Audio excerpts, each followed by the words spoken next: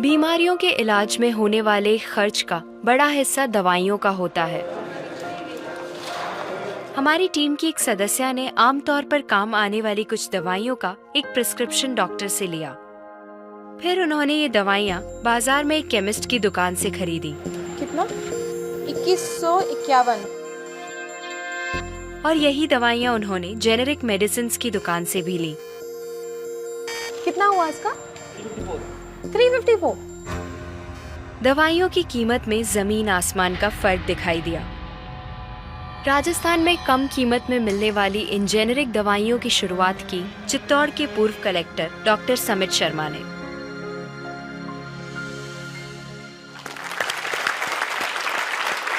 Doctor समित, मुझे बताइए कि ये कैसा मुमकिन है कि हमारी जो कॉरेस्पॉन्डेंट थी वो वही दवाइयाँ उन्होंने 2000 कीमत में उनको मिली एक दुकान में, और जो जेनेरिक मेडिसिन है उस दुकान में जब गई तो उनको कम में मिली, 300 में मिली। ये कैसे मुमकिन है? ठीक इसी समय प्रतिक्षण प्रतिपल एक ट्रेजेडी हमारे चारों ओर घट रही है। अर्थक्वेक की या कोई सुनामी की बात करें, उसमें जितने लोगों की जानें एक दिन में जाती हैं, उससे ज़्यादा जानें प्रतिदिन इस ट्रेजेडी की वजह से जाती है। वो क्या ट्रेजेडी है? वो ट्रेजेडी ये है साहब कि जो दवाइयों की जो वास्तविक कीमत है वो तो बहुत ही कम है, पर जो दवाइयाँ हम जब बाजार से खरीद के लाते हैं तो हमें वो 5 गुना, 10 गुना, 20 गुना, कई बार तो 50 गुना से भी ज़्यादा दामों पे हम उसको खरीदते हैं। जैसे हम भारत में अगर देखें कि 40 करोड़ से ज़्यादा लोग ऐसे हैं जो अपने लिए 2 वक्त की रोटी नहीं जुटा पाते, तो क्या वो उस दवा को खरीद सकते हैं? बहुत सारे लोगों को इस वजह से दवाई नहीं मिल रही। यस, WHO कहता है कि स्वतंत्रता के 65 वर्ष पश्चात आज भी 65% of the Indian population lacks regular access to essential medicine. जो मेन दवाई हैं, जो आवश्यक दवाइयां हैं, वो उन तक नहीं पहुंच पाती रकम की वजह से। मुझे बताइए कि ये जो जेनेरिक मेडिसिन जो हम कहते हैं, अभी ये अंग्रेजी का शब्द है, इसको हिंदी में कैसे समझाएं? मैं आपको बहुत सरल भाषा में बताता हूँ। हाँ। तो ये जेनेरिक नाम जो दवा का जो मूल सॉल्ट है, जो इसके अंदर जो दवा है उसका नाम है, केमिकल नाम, उसका केमिकल नाम है। अब जैसे और उदाहरण अगर सरल करके बताएं इसको, तो जैसे ये लड़की दुबली पतली सी नजर आती है, तो मैं अगर डॉक्टर हूँ तो मैं इसको ये कहूँ 1 गिलास दूध सुबह 1 गिलास शाम को पिया कर। पर चिकित्सा के व्यवसाय में दुर्भाग्य से हमारे देश में ऐसा नहीं हो रहा। हम ये नहीं कहते कि आप भैंस का दूध लेके आइए, हम कहते हैं कि वो रामू की भैंस का दूध लेके आना। यही ब्रांडिंग है। ये जब उसकी दुकान पे जाती है वो कहता है 500 रुपए लीटर है, लेना है कि नहीं लेना। तो जो 30 रुपए की चीज है वो 500 रुपए में मिलती है। तो अगर मैं डायबिटीज की दवा ले रहा हूँ और अगर मैं ब्रांडेड दवा लेता हूँ तो मुझे कितने की पड़ेगी? जैसे एक 117 रुपए में भी है, 117 रुपए में मिलती है। और अगर वही चीज हम उसके जेनेरिक मेडिसिन के नाम से लें तो वो कितने की बनती है? वो मात्र 1 रुपए 95 पैसे में 10 गोली मिलती है।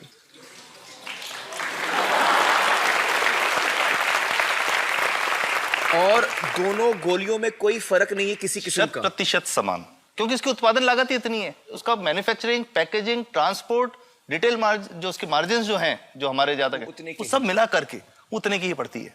कुछ कैंसर के मैं आपको उदाहरण दूंगा, उसमें एक ही दवा जो ब्लड कैंसर के काम में आती है, बाजार में 1.25 लाख रुपए का एक पैकेट मिलता है। 1.25 लाख का एक पैकेट जो 1 महीने चलता है। और जेनरिक में वही दवा जेनरिक में अलग अलग कंपनीज जो बनाती हैं, एक 10,200 में बेचती है, एक 8,800 में बेचती है और एक 6,500 में बेचती है। मतलब ये आपका ये कहना है कि आपके ये प्रयास से इतने कम में राजस्थान में पब्लिक को, आवाम को ये दवाएं पहुंचा रहे हैं आप इस वक्त? जी, क्या बात है।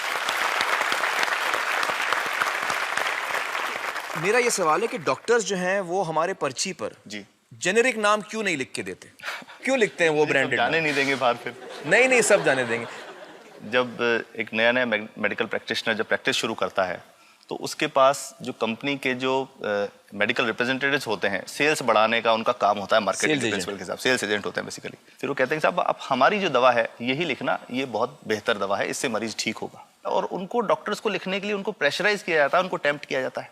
तो ये इसमें बहुत बड़ा कारण है जो दवा की कीमत को उसकी वास्तविक कीमत से 5-10 गुना 20 गुना तक बढ़ा देता है। एक बहुत बड़ा कारण है, क्योंकि हमारे पास जब हम टेंडर करते हैं तो बहुत सारे कंपनी वाले आते हैं, जो भारत की जो सबसे बेहतर कंपनियां, जिसके भी नाम वो रेपुटेड कंपनियां जिनके नाम आप ले सकते हैं, वो सभी हमें वो उसको जो 70 रुपए की है उसको 2 रुपए में 5 रुपए में दे रही है, 30 रुपए की दवा 2 रुपए में दे रही है। इतना ज्यादा फर्क। तो कंपनी तो दे सकती है और देना चाहती है और हमें देती भी है इतनी कम दामों में, हमें दे रही है ना, ये संभव तो है। अच्छा, मैं आपको बताऊंगा कि भारत से हम लगभग 45,000 करोड़ रुपए की जेनरिक दवाइयां प्रतिवर्ष विदेशों को निर्यात करते हैं।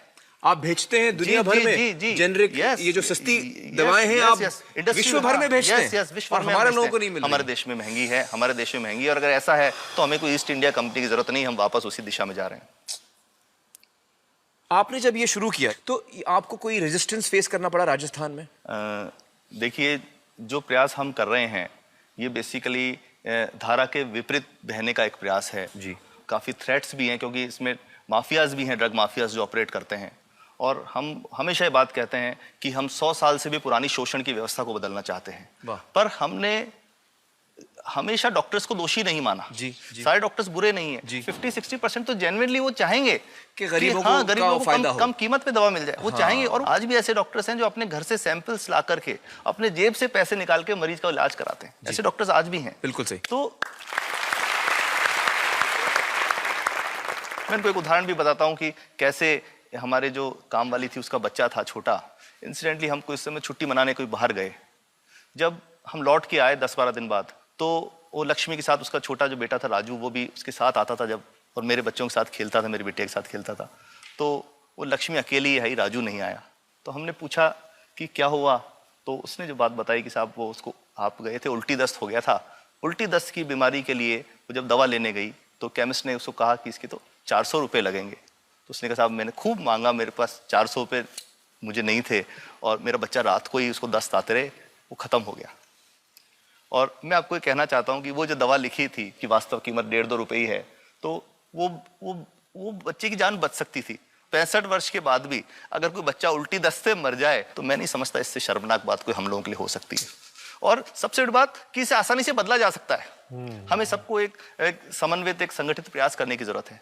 ये तो कुछ भी नहीं है, कोई नई फैक्ट्री खोलनी नहीं, कोई नई दवा नहीं बनानी, ये सब जो गलत चल रहा है इसको रोकना ही तो है।